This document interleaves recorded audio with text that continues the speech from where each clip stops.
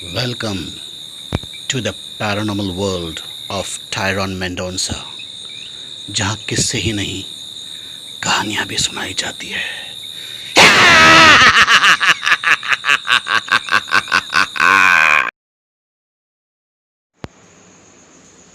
The Engagement Ring, a true story.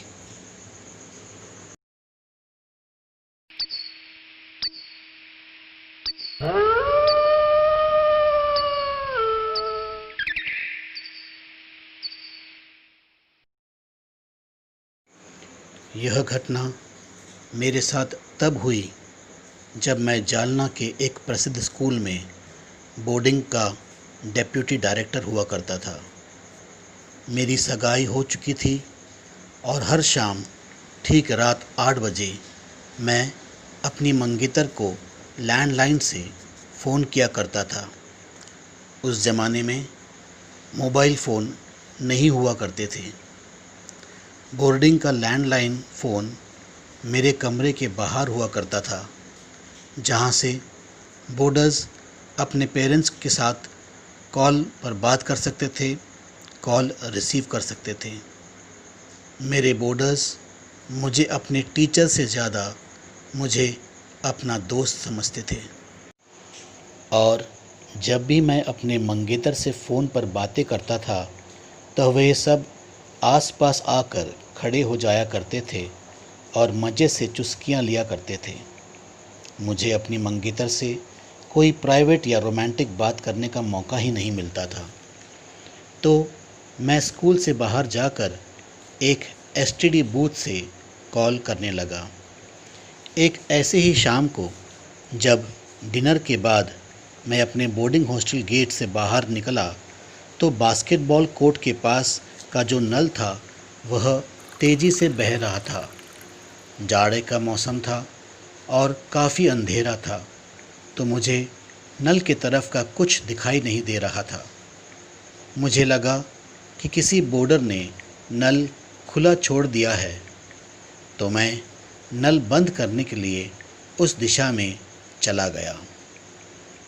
नल से मैं केवल 4 या 5 कदम की दूरी पर था जब बहुत गंदी बदबू आने लगी। इतनी गंदी बदबू तो शायद गले लाश से ही आ सकती है। और फिर जो चीज़ मैंने देखा वह मैं ठीक ढंग से बयां नहीं कर सकता हूँ, क्योंकि यह बिल्कुल ही अजीब चीज़ थी। उसका शरीर दुबला पतला, आधा इंसान और आधा चमगादड़ की जैसे दिख रहा था। चेहरा गोल, बड़ी बड़ी पीली पीली आँखें। वह कुत्ते के माफिक नल से पानी चाट चाट कर पी रहा था, और उसने जब मुझे वहाँ देखा तो वह मेरी तरफ आक्रामक रूप में बढ़ने लगा। यहाँ तो अच्छा था कि मेरी मंगेतर ने मुझे एक रोज़री रिंग दे रखा था। उस रोज़री रिंग में से एक बिजली सी रोशनी निकली और वह प्राणी बीच रास्ते में से ही अपना दिशा बदल कर गायब हो गया।